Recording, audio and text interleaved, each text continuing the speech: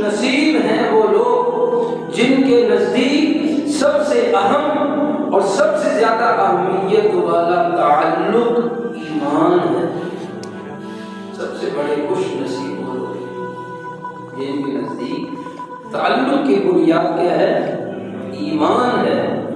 وہ ایمان کو دیکھتے ہیں، اب وہ اس میں رشتہ داری اور دیگر تعلقات کو بس کچھ ڈال دیتے ہیں، محض یہی دیکھتے ہیں کہ جس نبی کا میں نے کلمہ پڑھا ہے اس نے بھی اسی نبی کا کلمہ پڑھا ہے، اگر یہ تکلیف میں مبتلا ہے تو میرے نبی کا فرمان ہے ایک مسلمان کی مثال دوسرے مسلمان کے ساتھ اس طرح ہے جس طرح ایک جسد واحد ہے، جسد خاکی ہے، اگر جسم کے کسی حصے میں مثال کے طور پر پاؤں کی کسی انگلی میں زخم ہو، تکلیف ہو، تو پورا جسم کیا ہوتا ہے؟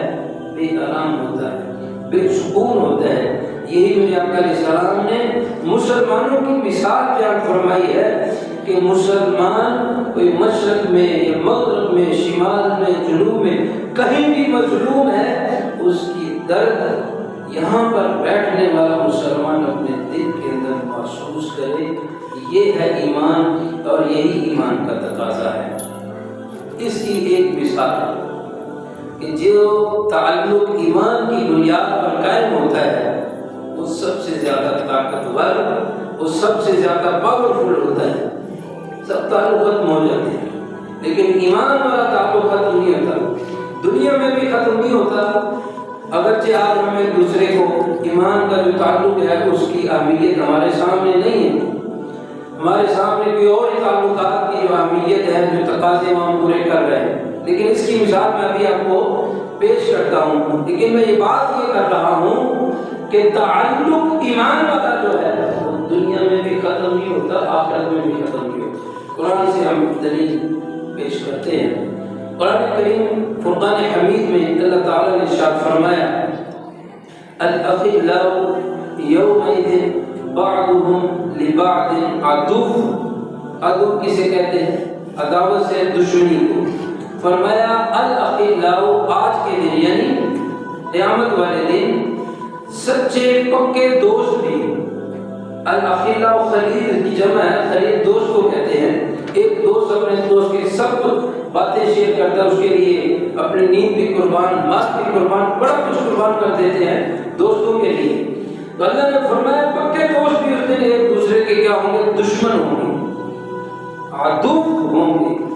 لیکن ایمان کی مثال، ایمان کی طاقت، ایمان کی چاشنی، ایمان کا اثر، فرمایا قیامت والے دن بھی جب نفس نفسی کا عالم ہوگا اس دن بھی اتنا مضبوط ہوگا، لیکن فرمایا کہ الا المتقین، جو متقی ہیں وہ آپس میں ایک دوسرے کے بازو پکڑ کر رب کی بارگاہ میں جا رہے ہوں گے۔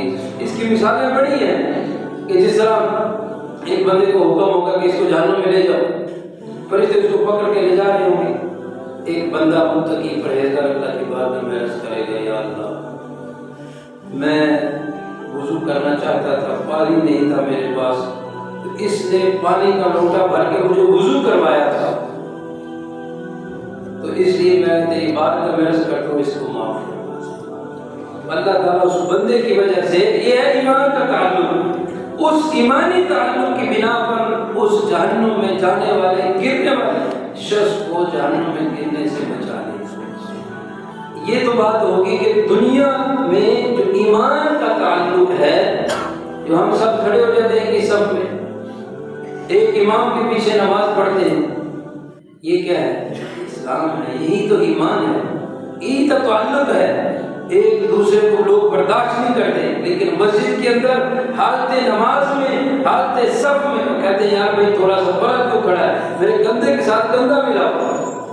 نبی پاک کی سنت ہے، آپ کا حکم ہے۔ ایسی محبت کیا فرمایا ہم ایک ہی صف میں کھڑے ہو گئے، محمود و عیار، نہ رہا بندہ نہ بندہ۔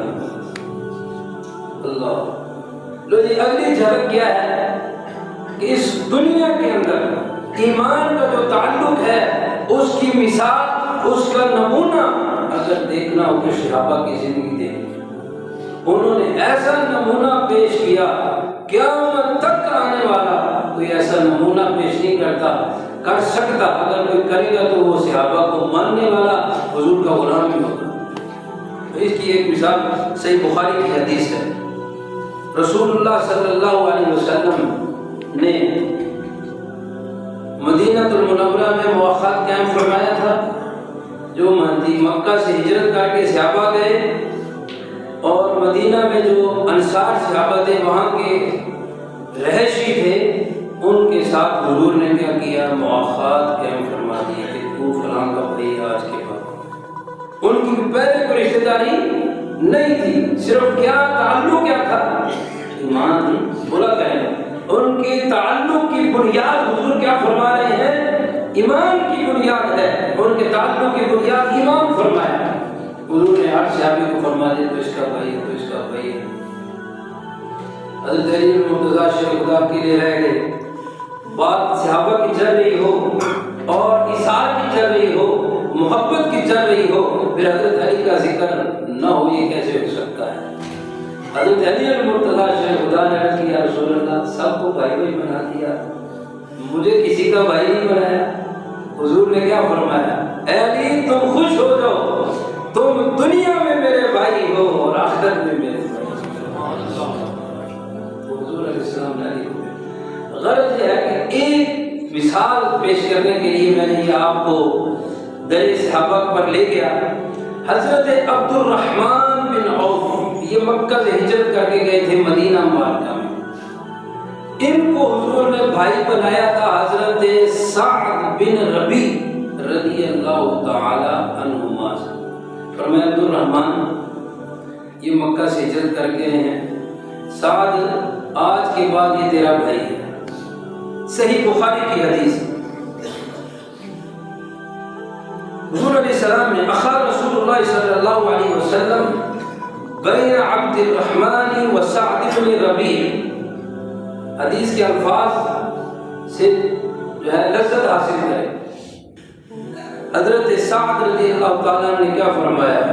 آپ نے فرمایا حضرت عبد الرحمن بن عوف کو، انی اکثر الانصار مالا، یہ انصار جتنے کھڑے ہیں ان سب سے زیادہ میں مالدار ہوں، یا ان میں سے جو مالدار ہیں ان میں میرا بھی شمار ہوتا ہے کہ میں بھی بڑا مالدار ہوں۔ یہ اپنے بھائی عبد الرحمن کو بیان کرے جو نیا نیا بھائی بنا ہے، ایمان کی بنیاد پر، اسلام کی بنیاد پر۔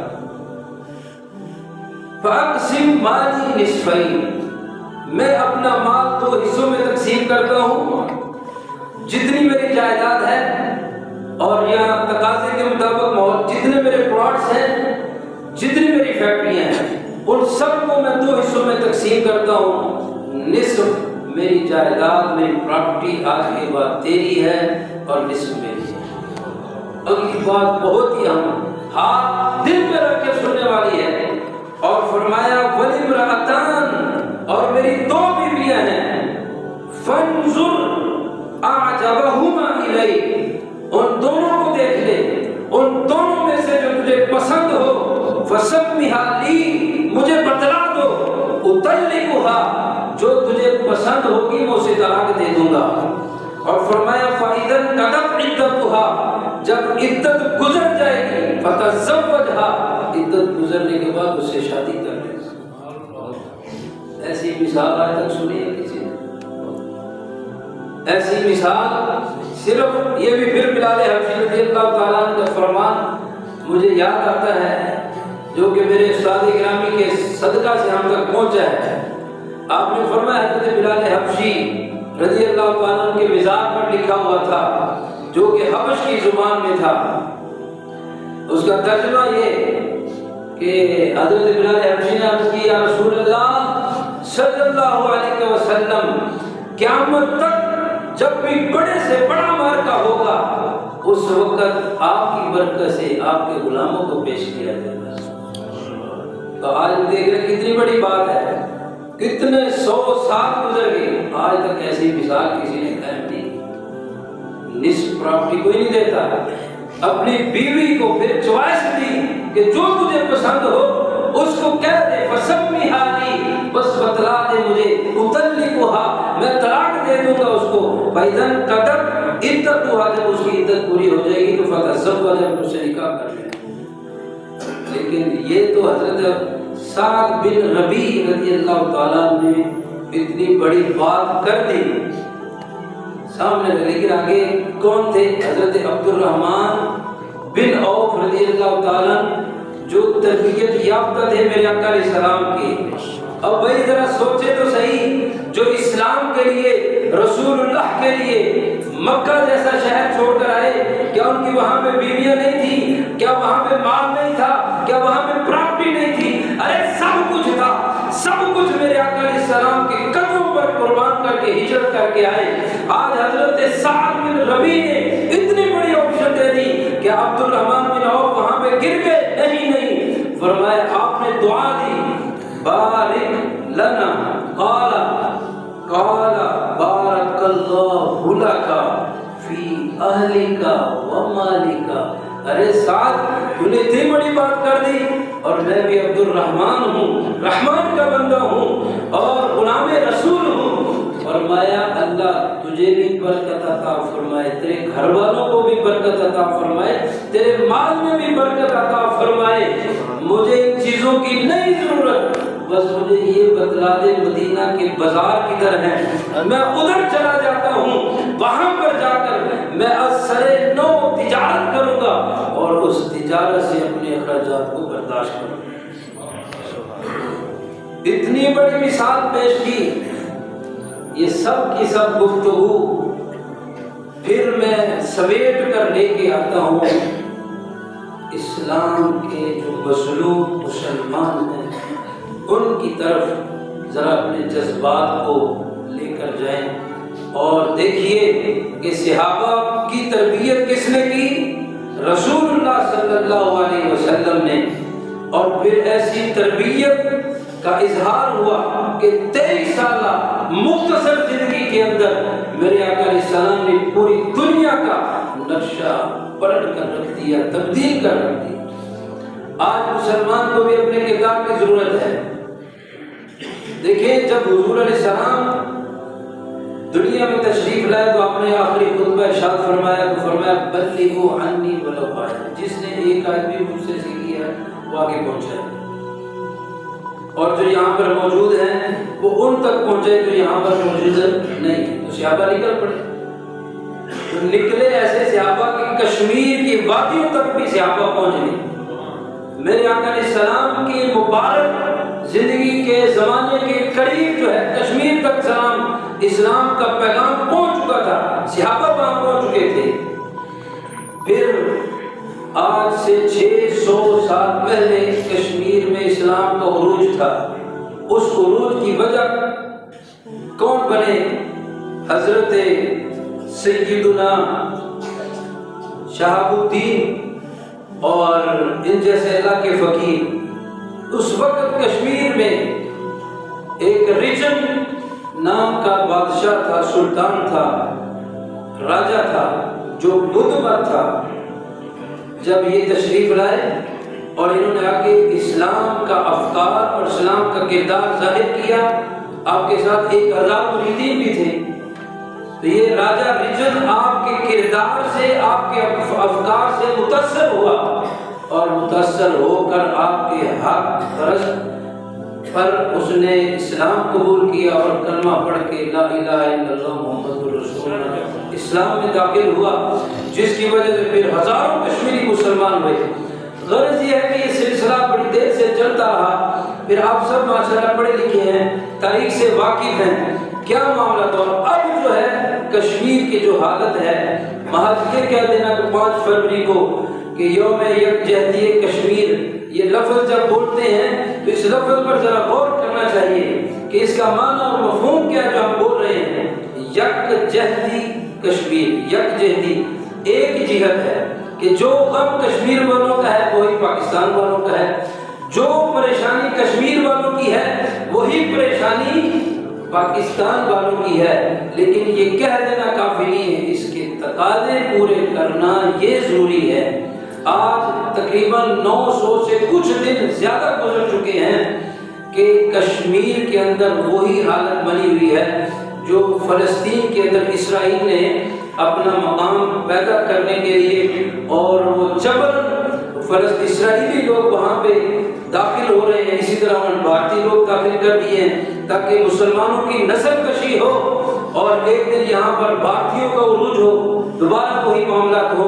غرض یہ ہے کہ اس خطے کو ہمارے بزرگوں نے بڑی قربانیاں دے کر بچایا تھا، اور جس طرح اللہ نے اس ملک پاکستان کو آج تک محفوظ رکھا ہے، انشاءاللہ اسی طرح تا صبح قیامت اس کو محفوظ رکھے گا۔